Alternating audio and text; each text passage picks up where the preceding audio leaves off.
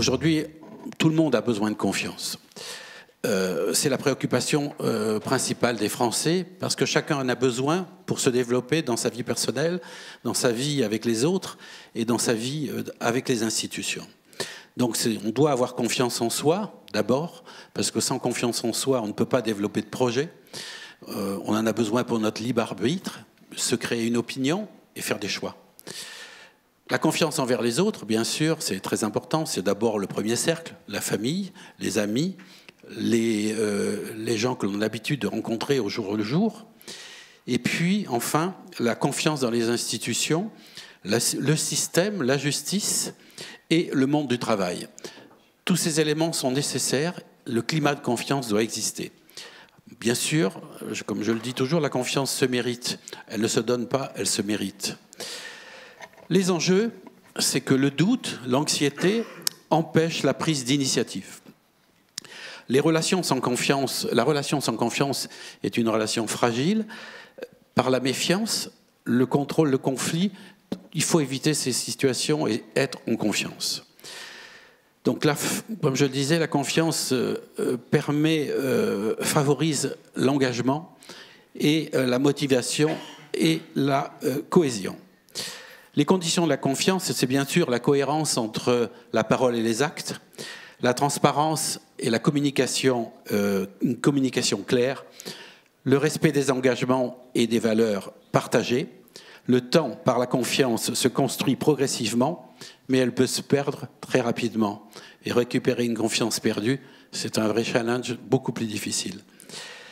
Dans le cadre de l'immobilier, je dis que l'immobilier se bâtit sur la confiance. C'est une image, mais elle a son sens. La transparence, c'est toujours pareil, elle est au cœur de l'immobilier. Nous avons besoin de confiance dans la réalisation de projets immobiliers. C'est le projet d'une vie en général. Acheter son logement, acheter sa maison, acheter son appartement, c'est le projet de la vie de tous les Français qui veulent. Je rappelle que les Français sont très attachés au droit de propriété, c'est un droit constitutionnel, comme le droit au logement. Et que sans confiance, rien ne peut se faire. Donc voilà, je crois qu'on a, sur ces questions-là, un petit peu évoqué les choses, mais Marc Ezrati va nous expliquer sa vision de la confiance et nous apporter sa vision du monde de l'immobilier qu'il connaît très bien et qui est pour nous un interlocuteur de qualité que nous avions souhaité accueillir aujourd'hui. Et je vais vous présenter très rapidement Marc Ezrati. Donc vous êtes journaliste spécialisé en immobilier, effectivement. Vous suivez le secteur depuis des années. Vous côtoyez tous ces acteurs, donc promoteurs, bailleurs, locataires, pouvoirs publics. Acteurs que vous recevez d'ailleurs régulièrement dans votre émission sur Radio J. Alors très concrètement, Marc Ezrati, quel est votre constat aujourd'hui? Comment vous percevez ce climat de méfiance et ce sentiment d'incertitude qui pèse sur le marché immobilier? Merci Nina. Bonjour à tous. Alors, on ne va pas y aller par quatre chemins. La situation, elle est brutale, implacable. Jamais le logement n'a connu pareille crise. Et jamais la confiance, et on l'a dit, on le répète depuis ce matin, n'a été aussi fragilisée. La confiance des acteurs, des propriétaires, des locataires, des élus, des professionnels. Pour illustrer le propos, c'est très simple. On a parlé, Benoît Santoire le rappelait tout à l'heure, 6 ministres du logement, 6 gouvernements depuis 2022, 8 depuis 2017, des gouvernements qui ont parfois duré que 14 heures et 26 minutes. Tout ça, c'est des signes qui ne sont pas très... voilà, c'est pas encourageant. Parmi ces chiffres, on a aussi le fait qu'on a aujourd'hui près de 3 millions de ménages qui sont en attente d'un logement social. Qu'on a un autre chiffre qui fait peur, 350 000 sans-abri en France, recensés en 2024. C'est un record, là aussi, historique. Que dans le privé, les bailleurs sont là aussi découragés, et on l'a vu, on sait que cette baisse de confiance est extrêmement importante. La confiance en l'immobilier est passée de 71 à 36% en 10 ans. C'est colossal. En 10 ans, cette perte comme ça de 35 points, cet effondrement, c'est assez exceptionnel. Alors, on peut se demander, au-delà du constat, pourquoi cette défiance? Eh bien parce que nous sommes face, et ça ne vous a pas échappé, face à un empilement réglementaire kafkaïen, où chaque nouvelle loi vient remplacer une précédente. Alors vous me direz, c'est un mal bien français, hein, on aime bien ça, faire des lois, et refaire des lois, et faire des lois qui améliorent l'ancienne loi, qui devait elle-même améliorer d'autres. Bref, ça fait cet empilement qui n'est pas un bon signe. Il y a aussi cette problématique de la pression fiscale qui explose. La taxe foncière qui a explosé, 9% en 2023, 13% en 2024, des pointes extraordinaires. J'ai regardé récemment en Lorraine, à Grandrange, 137%. Et puis, les résidences secondaires, parlons-en, surtaxées, montrées du doigt, quasi criminalisées aujourd'hui, et pourtant qui reste quand même le maillon essentiel de l'économie touristique et patrimoniale. Côté locataire, le constat est tout aussi dramatique. Une tension locative historique, avec parfois plus de 200 candidats pour un seul appartement. À Lyon, à Bordeaux, à Paris, on peut même atteindre 600 candidats pour un seul appartement. Des loyers en hausse de 4% en 2024, alors même que les salaires n'augmentent pas. Un autre chiffre qui doit nous interpeller, 30% des Français qui déclarent ne pas avoir pu se chauffer l'été dernier, faute de moyens pour se chauffer correctement. Et puis, près de 3% des foyers français qui aujourd'hui sont confrontés à des situations d'impayés de loyer. 3%, c'est énorme, un foyer sur 30, là aussi c'est du jamais vu. Et au-delà de tout ça, plane cette fameuse instabilité politique qu'on connaît aujourd'hui. On a vu donc se succéder ces 4 gouvernements, peut-être un jour un 5e dans quelques semaines.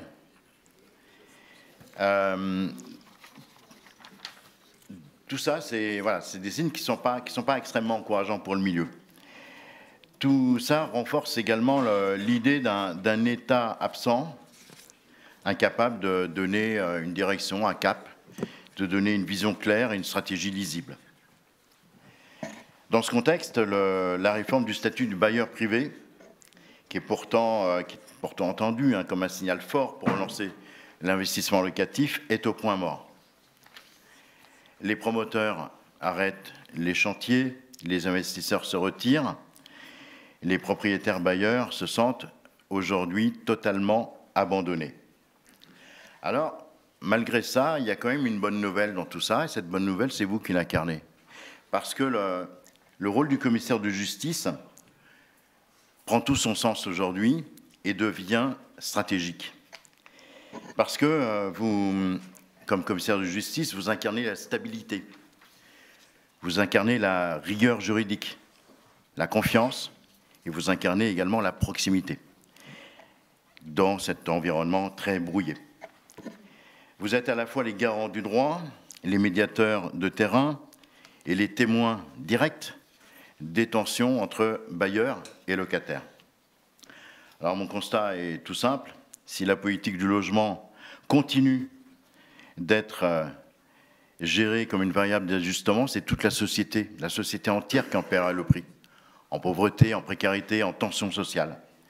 À l'inverse, si on redonne confiance aux acteurs, aux bailleurs, aux propriétaires, aux élus, aux professionnels, alors oui, on peut en tout cas espérer éviter un effondrement du secteur. Et alors oui, il sera peut-être aussi possible de reconstruire ce fameux pacte social autour du logement. Voilà, c'est les quelques mots que je voulais vous donner en introduction.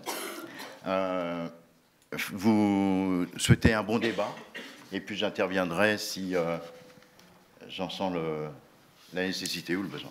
Merci, Marc, pour cette mise en perspective précieuse.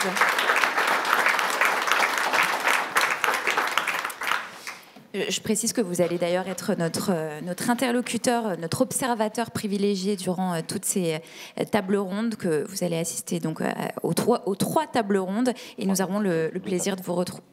Oui, enfin 2 en tout cas.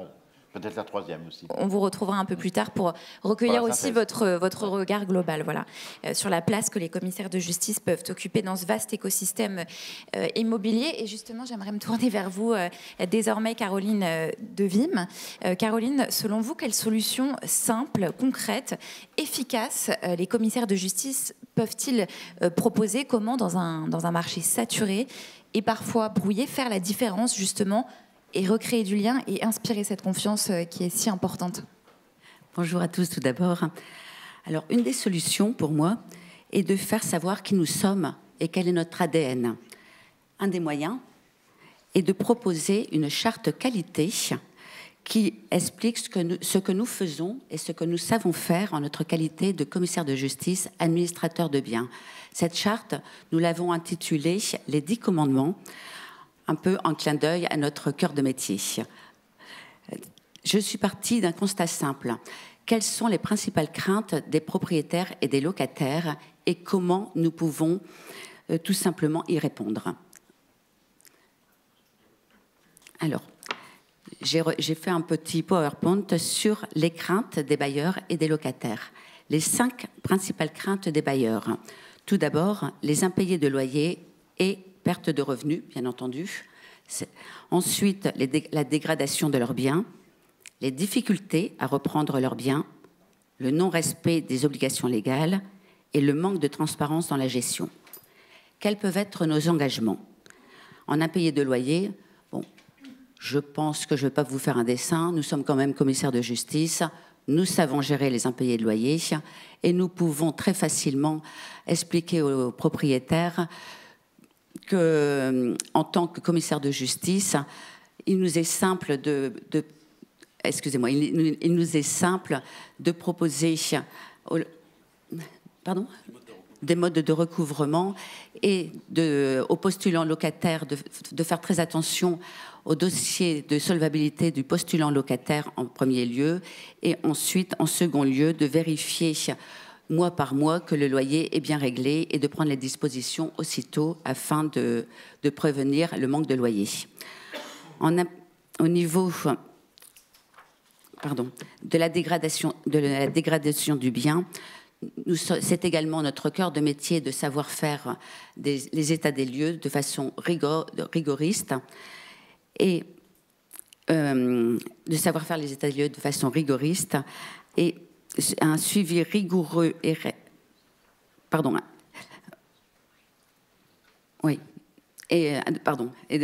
donc de savoir faire les états des lieux d'entrée de façon rigoriste et qui serviront à la fin du bail pour pouvoir se retourner de façon efficace contre le locataire, de pouvoir se retourner à la fin du bail contre les locataires indélicats. Difficulté à reprendre le bien. Beaucoup de propriétaires peuvent venir nous voir dans nos études face à des loyers impayés de façon générale. C'est encore notre cœur de métier qui est visé, mais également au niveau des congés, que ce soit pour motif légitime ou sérieux, comme les congés pour vente ou les congés pour reprise. Là encore, c'est notre cœur de métier. Nous pouvons leur expliquer la procédure de loyer impayé, mais également rédiger les congés pour eux. Notre cœur de métier est encore visé. Le non-respect des obligations légales. Les propriétaires sont souvent démunis face aux obligations légales qui sont de plus en plus lourdes et difficiles à gérer. Alors, il y a tout ce qui concerne la décence et la sécurité. Là, Robert va en parler dans la prochaine table ronde, donc je ne vais pas vous spoiler à ce niveau. Mais il y a également les permis de louer dans les communes qui sont obligés. Il y a également les loyers plafonnés. Et j'ai notamment eu le cas, par exemple, la semaine dernière, de 2 propriétaires qui est dans la ville de Bordeaux, puisque je suis à Bordeaux, qui exigeait un loyer, un certain montant de loyer. J'ai dû leur expliquer que malheureusement le loyer était plafonné, que nous ne pouvions pas aller au-delà de ce loyer. Une propriétaire a été compréhensive et a accepté le loyer. La seconde a été beaucoup moins compréhensive. Donc je lui ai expliqué que c'était soit ça, soit elle reprenait son bien et tant pis pour, avec les conséquences que ça pouvait avoir pour elle au niveau législatif. Elle a compris et j'ai quand même gardé le pied en gestion. Mais pour nous, en tant que commissaire de justice, il est impossible d'aller au-delà de la loi. C'est tout à fait légitime. Enfin, le manque de transparence dans la gestion. Là, c'est quelque chose de récurrent, notamment au niveau des agences immobilières. Nous, en tant que commissaire de justice, nous avons une rigueur dans notre gestion de commissaire de justice qui est facilement transposable à nos agences immobilières. Cette rigueur au quotidien dans nos études, ainsi que les logiciels qui sont adaptés, peuvent facilement être transposés, et je pense que nous sommes tout à fait capables de leur donner satisfaction à ce niveau. Concernant les locataires, les principales craintes des locataires, avoir des logements non conformes ou insalubres, de mauvaises surprises financières, de subir des défauts d'entretien ou de réparation, d'être dans une insécurité contractuelle et subir des bailleurs intrusifs ou abusifs. Nos engagements à leur égard. Nous assurer et veiller à la décence du logement. Il est bien évident qu'en tant que commissaire de justice, nous ne pouvons accepter de prendre en gestion des marchands de sommeil. Nous sommes d'accord. Et la principale chose que nous faisons avant de prendre un bien en gestion, c'est d'aller visiter ce bien, de contrôler ce bien et d'expliquer aux propriétaires que si les normes de décence ne sont pas réalisées, les travaux sont nécessaires. Si ce propriétaire refuse de faire les travaux, nous ne prenons pas le bien en gestion.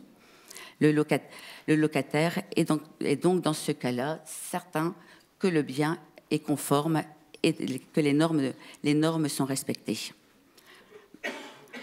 Les mauvaises surprises financières, de la même façon, nous sommes officiers publics et ministériels. Les locataires sont assurés que les décomptes de loyer et de charges seront précis et honnêtes et que les dépôts de garantie seront restitués dans les temps notamment, et de manière tout à fait équitable, contrairement à certains propriétaires véreux qui font un peu n'importe quoi, il faut l'avouer. Subir des défauts d'entretien ou de réparation. Les réparations obligatoires, bien entendu, réparations de la part des propriétaires, nous devons nous assurer que ces réparations seront faites en temps et en heure. Ça fait partie de nos fonctions et nous pouvons persuader les propriétaires que ces réparations sont à faire et ça fait partie également de notre rôle de médiation dont nous parlerons également tout à l'heure. L'insécurité contractuelle.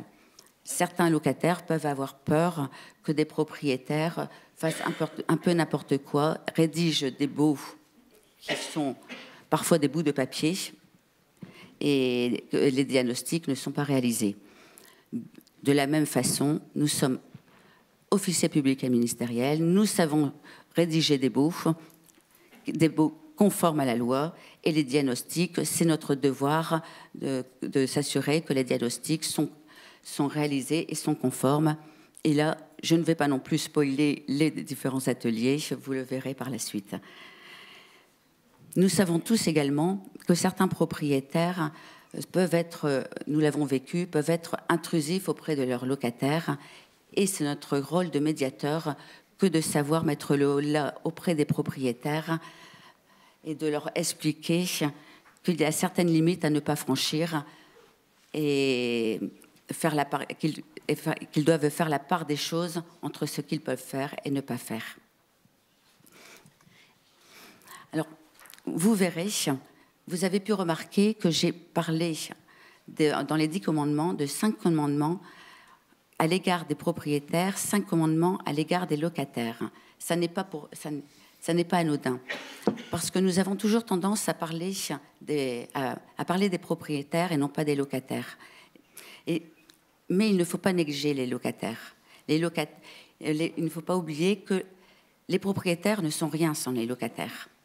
Et j'ai pu remarquer également que les gestionnaires, que ce soit dans les agences immobilières comme dans nos études, ont tendance à privilégier les propriétaires au détriment des locataires. Les locataires également, en fait, on réalise que les locataires, on passe beaucoup plus de temps avec les locataires qu'avec les propriétaires dans notre gestion au quotidien. Et ces locataires, s'ils sont mécontents de nous,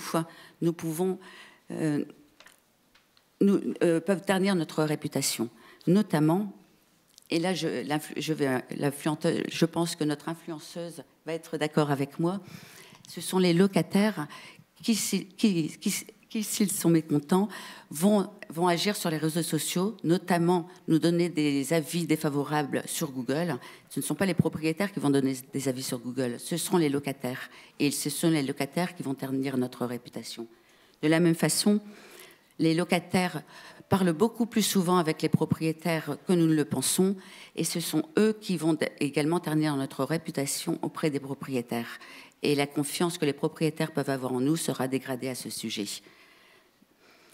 Si un locataire est mécontent de notre service et de notre qualité, au moment de leur départ et au moment du préavis, ils vont faire obstacle aux visites et nous allons avoir des problèmes à ce sujet.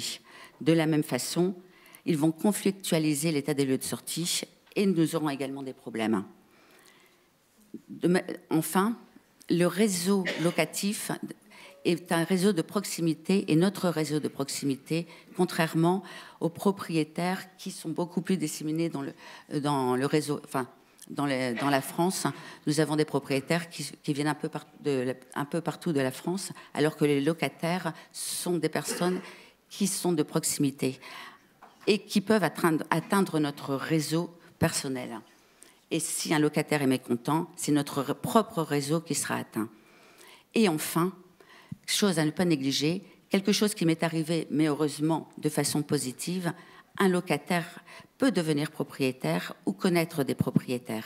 Et s'il n'est pas content de nous, bien entendu, il ne nous confiera pas son bien. C'est tout simple.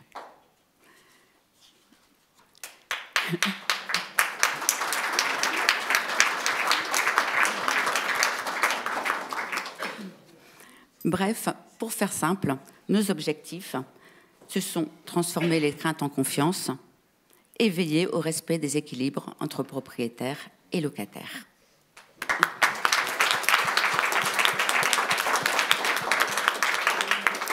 Merci beaucoup Caroline Devim. Je vais me tourner maintenant vers Robert Sicouteau. Vous avez travaillé donc avec Sylvain Aulagnon sur un sujet qui vous tient particulièrement à cœur, à savoir la conformité locative des logements. Un sujet d'actualité bien sûr et essentiel à la confiance des bailleurs comme des locataires. Est-ce que vous pouvez nous en dire plus ? Oui, je vous remercie. Effectivement, donc j'ai travaillé en binôme, notamment avec Sylvain Aulagnon, pour l'établissement de ce constat de conformité locative. Nous sommes partis d'un premier constat, c'est-à-dire cette crise du logement, la crise en France au niveau du locatif, et ce manque de confiance des propriétaires. Et venu s'ajouter là-dessus les diagnostics avec, dans une perspective à court terme, des milliers de logements qui vont sortir du parc locatif du fait qu'ils sont très énergivores.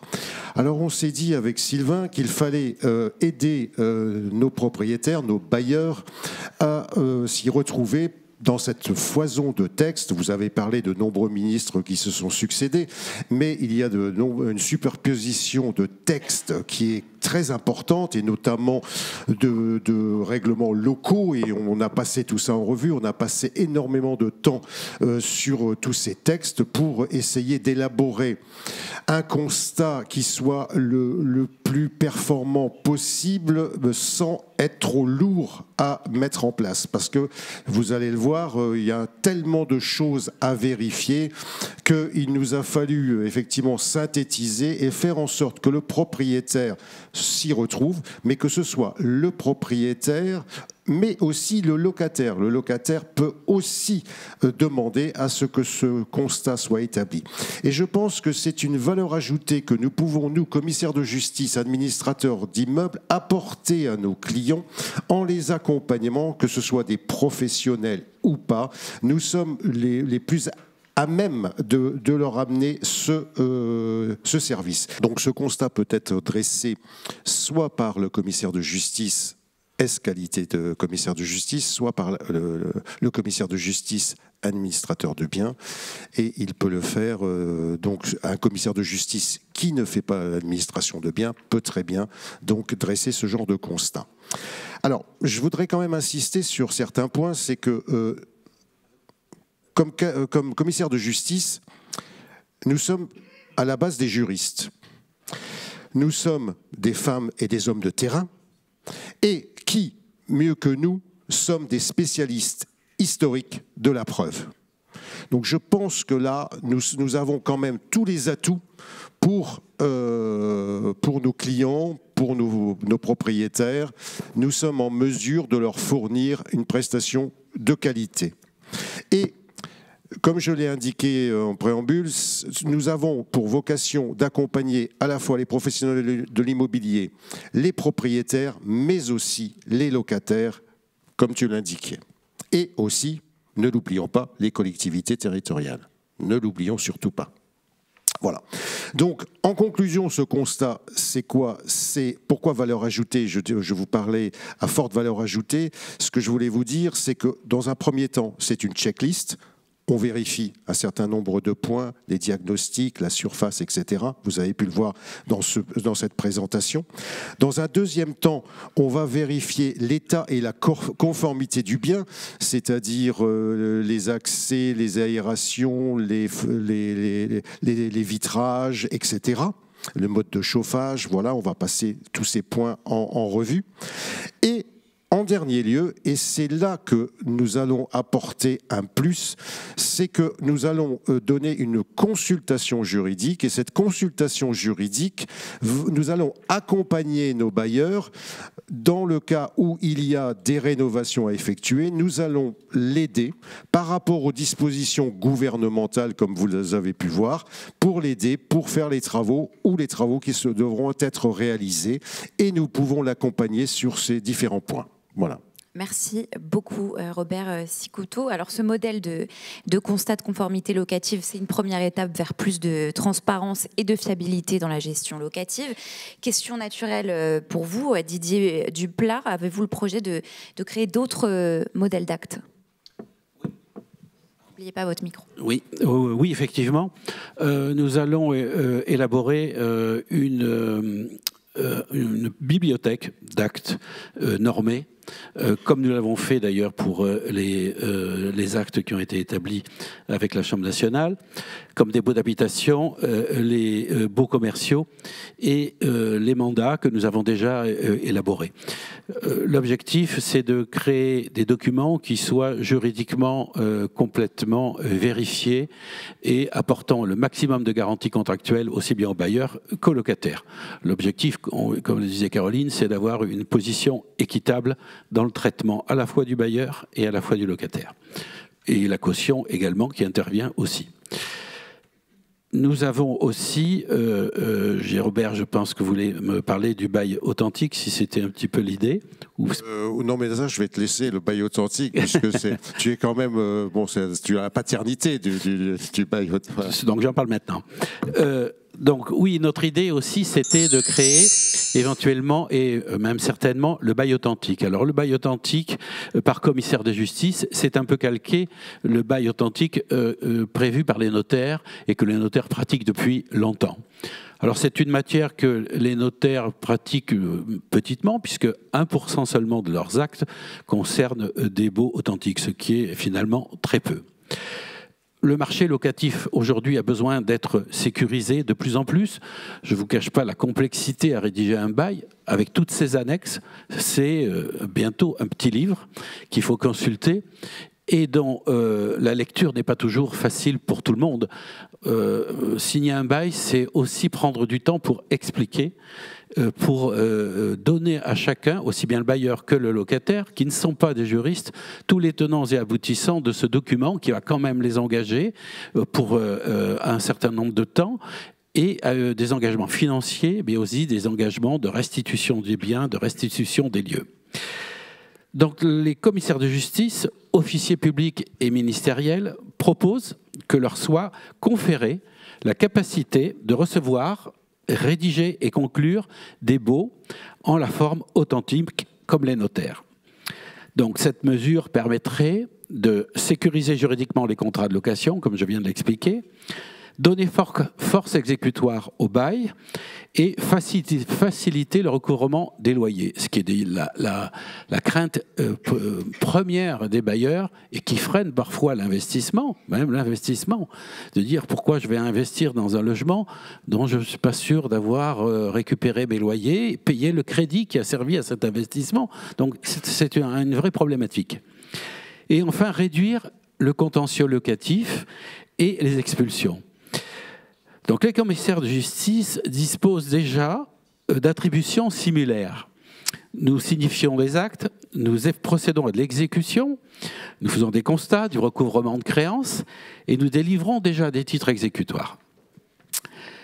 Les atouts du bail authentique par commissaire de justice, c'est donner date certaine déjà au bail, preuve incontestable de la date et de la signature du bail, donner force probante, l'acte fait foi jusqu'à inscription de faux. Validité garantie, l'officier public contrôle le fond et la forme du contrat. Comme je vous l'ai dit, le contrat il est constitué d'une multitude de paragraphes, parfois très complexes à lire, et dont l'explication me paraît toujours nécessaire et indispensable.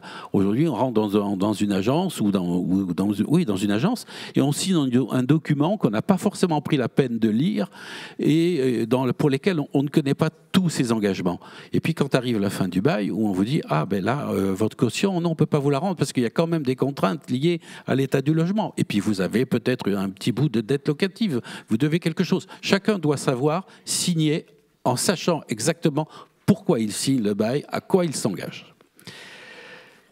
Nous conservons aussi, comme les notaires, les minutes dans nos études d'huissier, mais aussi les baux que nous pourrions établir. L'acte serait ainsi archivé pendant 30 ans. Et enfin, ça c'est le côté peut-être moins agréable, c'est l'information fiscale. Aujourd'hui, vous le savez, nous devons déclarer sur le portail impôts.gouv les biens immobiliers dont on peut être propriétaire et pour permettre évidemment au roi de prendre sa dîme. Donc du coup, effectivement, notre assistance involontaire mais nécessaire se pratiquerait aussi. La force exécutoire, c'est un élément important du bail authentique. Parce qu'en cas d'impayé, nous pourrons immédiatement réagir. C'est-à-dire entrer dans une phase de négociation, de médiation, de trouver une facilité pour trouver un arrangement avec le locataire, pour étaler la dette s'il a des difficultés, et lui permettre au final de conserver son logement et d'éviter d'arriver jusqu'à une procédure d'expulsion qui est finalement la situation la plus terrible qui puisse arriver à un locataire, mais aussi à un commissaire de justice, parce que finalement, les expulsions, c'est pas la partie la plus facile et la plus agréable de notre métier, mais nous la pratiquons, nous la faisons, c'est notre rôle, c'est notre fonction. Mais si on peut l'éviter en étant bien en amont et en permettant aux propriétaires d'encaisser leur loyer grâce aux nouvelles procédures qui permettraient d'avoir un titre exécutoire pour le montant des loyers, ça serait effectivement faciliter énormément les choses. Ça n'empêchera pas, ultérieurement, en cas d'impayé et de prolongation de cet impayé, d'aller vers le juge pour obtenir la procédure d'expulsion qui là nous échappe, puisque le bail authentique n'aura vocation qu'à nous permettre l'encaissement rapide de la dette locative.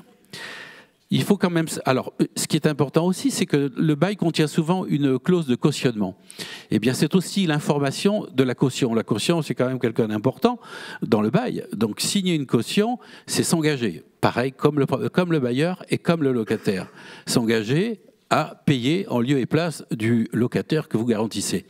Donc, chacun doit être informé. Mais l'avantage du bail authentique, par commissaire de justice, c'est de donner à cette caution, c'est donner aussi au bailleur la possibilité de se retourner contre la caution sans être obligé de prendre un jugement, etc., puisqu'il aura également signé le bail authentique et sera engagé.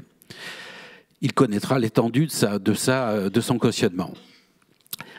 Aujourd'hui, il faut quand même connaître que 90% des procédures d'expulsion, c'est lié à un problème d'impayé. Les chiffres de 2024 montrent une explosion du contentieux. 171 000 commandements de payés ont été délivrés, de commandements de payer des loyers, 145 000 assignations et 24 000 expulsions effectives sur le territoire, ce qui n'est pas neutre. 145 000 personnes à sortir d'un logement, à remettre sur le marché locatif avec des difficultés pour se reloger. Voilà, c'est la plus mauvaise des solutions. C'est aussi apporter une aide au fonctionnement de la justice en diminuant le nombre de contentieux locatifs dans les juridictions et décharger les tribunaux de toute cette partie qui pourra être réglée en amont grâce à ces procédures qui nous permettront de recouvrer les loyers. Voilà, en quelques mots, ce que je peux vous dire sur notre volonté d'établir ces nouveaux bails authentiques. Mais nous aurons l'occasion de reparler, ça fera débat, je pense, dans les mois et peut-être années à venir. J'espère que nous arriverons au terme de ce projet, qui me paraît un projet intéressant et nécessaire à un bon équilibre équitable pour tous. Didier Duplat, vous avez évoqué au début de votre réponse une bibliothèque. Quand sera-t-elle disponible et surtout sera-t-elle intégrée au logiciel de gestion locative et de syndic de propriété ? Oui, nous espérons pouvoir la produire d'ici la fin de l'année, mais je ne vous cache pas, c'est un gros travail de rédaction, un gros travail de vérification juridique pour arriver à des documents absolument fiables. Et effectivement, nous les intégrerons dans nos logiciels métiers et notamment nos prestataires informatiques comme Orisha, qui est un des fournisseurs de notre profession en matière d'administration d'immeubles. Nous serons comme ça certains que les confrères, notamment ceux membres du groupement et qui sont adhérents et qui clients pour la plupart de Wipimo et de Orisha, auront des documents toujours à jour légalement, avec un suivi juridique permanent, nous permettant d'assurer une vérification et une légalité totale des documents que nous produisons. Acte de cautionnement comme les baux. Voilà. Et toujours dans cette logique de confiance, est-ce que vous avez d'autres idées pour restaurer, pour redonner confiance aux bailleurs justement ? Si vous me lancez sur le problème des idées, je pense qu'on en a pour la fin de la journée. Donc, effectivement, je pense qu'aujourd'hui... alors je ne vois pas le bail authentique. Bon, bien sûr, ça, le projet de bail authentique, ce n'est pas qu'un projet ni une utopie. Je ne sais plus après ce que je voudrais vous dire. Si vous avez d'autres idées. Ah oui. Oui. Alors moi, des idées, j'en ai évidemment, mais je pense aussi que, et comme je l'ai déjà dit, je pense que le travail qui est fait en amont dans le cadre de la gestion locative, c'est la médiation. C'est-à-dire désamorcer les difficultés, désamorcer les problèmes. Et pour ça, il faut pratiquer la médiation et avoir recours à un médiateur. Donc c'est pour ça que j'avais convié Cyril Castex à participer à cette journée. Il est commissaire de justice, il est médiateur et il est représentant de la Chambre nationale au Conseil national de la médiation. Donc c'était la personne idéale pour nous parler de ça. Et oui. Et il faut rendre à César ce qui est à César. Et nous expliquer comment comment la médiation peut nous aider à solutionner. Bonjour à tous, merci de m'avoir invité à vos 10e assises. Ce que je peux vous dire, c'est le thème « Redonner confiance ». Peut-être que l'amiable et la médiation vont vous permettre de ne pas perdre confiance. Qu'est-ce que c'est finalement ? La médiation, c'est un des moyens de résoudre un différend, voilà, de façon amiable. Ça consiste en quoi ? C'est un tiers, indépendant, neutre, impartial, qui va permettre aux différentes parties de trouver une solution négociée à leur litige sans lui-même le trancher. C'est basé sur quoi? C'est basé sur la confiance, la relation humaine. C'est également efficace. Vous pouvez le retrouver dans tous les domaines de l'immobilier, que ce soit la transaction, la location, l'administration de biens, la gestion de la copropriété. Pourquoi? Parce que vous allez pouvoir amener les personnes à trouver elles-mêmes une solution qui pourra être amenée avec leurs propres conseils et qui pourra faire également l'objet, sous certaines conditions, d'un titre exécutoire, qui peut être un acte d'avocat d'ailleurs. Tout ça dans un délai relativement court. Aujourd'hui, si vous allez chercher une injonction de payer, vous en avez pour des mois, voire de très longs mois, suivant les endroits. Moi, j'étais sur une base de 6 à 7 mois dans mon secteur et j'ai découvert que ça pouvait durer jusqu'à 1 an et demi. Un accord de médiation, acte d'avocat, en 3 à 4 mois, vous pouvez l'avoir. Donc, ça vous permet par ailleurs d'exécuter si besoin, mais en général, quand vous trouvez un accord, vous n'avez pas besoin de l'exécuter. Les parties le font d'elles-mêmes. Comme je vous le disais, vous pouvez intervenir à tous les stades, même en matière locative, pour des incidents de paiement. Tout ça se fait dans un climat de confiance et sans... comment dire? J'ai perdu le fil, pardon. Sans conflit. Peut-être une question pratique vraiment maintenant. Est-ce qu'un commissaire de justice administrateur d'immeuble doit être impérativement affilié à un centre de médiation? Est-ce qu'il existe aujourd'hui un partenariat entre la Chambre nationale et un centre de médiation? Alors oui, mais c'est pas le même type de médiation. Là, on est sur la médiation à la consommation. La Chambre nationale a un partenariat avec un centre de médiation de la consommation qui est le je sais plus le nom, excusez-moi, CM2C, auquel vous pouvez et devez adhérer par le site huissier de mémoire. Je crois que l'adhésion est gratuite et la médiation, si besoin, est aux alentours de 40 € de mémoire, je dirais ça. Vous, la particularité en tant qu'administrateur de biens et commissaire de justice, c'est que l'activité est exercée essentiellement en dehors de l'activité principale et donc vous devez faire 2 déclarations pour les 2 activités. Voilà. Puisque c'est très récent que vous pouvez utiliser vos fonctions de commissaire de justice et d'administrateur de biens. Donc il est important pour vous de faire 2 déclarations. Mais c'est vraiment une part à part de la médiation, c'est vraiment pour les conflits à la consommation. Voilà.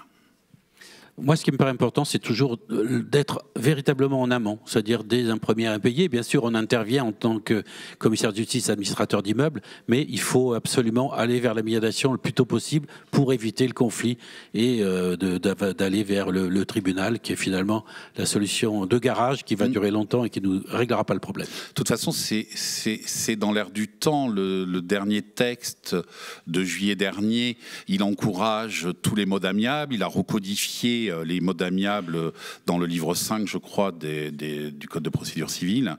Bon, il y a le fameux article 750-1 pour une tentative préalable pour lequel la Cour de cassation vient de donner un avis qui ne concerne pas ni les injonctions de payer ni les éventuelles oppositions. Néanmoins, moi, ce que je trouve important pour vous, c'est de rester en confiance avec les différents interlocuteurs. Donc, ça peut être le propriétaire bailleur, ça peut être le locataire, et de vous permettre, si besoin, d'obtenir, dans l'attente que vous ayez le bail exécutoire, une convention qui vous permet d'exécuter. Voilà. Et l'acte d'avocat, même s'il est peu usité, peut être utilisé. Et tout le monde participe à cette négociation. Hein. Ça peut être rapide, ça peut être fait avec les conseils respectifs. Donc voilà, Enfin bon, moi j'y crois, je ne vais pas vous dire le contraire, sans ça je ne serais pas là. Et même si on ne voit pas aujourd'hui les retombées de la médiation et de l'amiable en général, parce que je pense qu'il faudra sortir un jour des difficultés de la médiation pour parler d'amiable en général avec de la négociation, entre autres, on finira par être obligé parce que de toute façon la justice civile elle souffre et vous en rendez compte tous les jours, l'exécution n'est pas facile. Donc si vous arrivez à faire exécuter un accord que vous avez pu obtenir par des parties et tout ça en confiance, en respectant l'humain, je ne vois pas d'autre solution.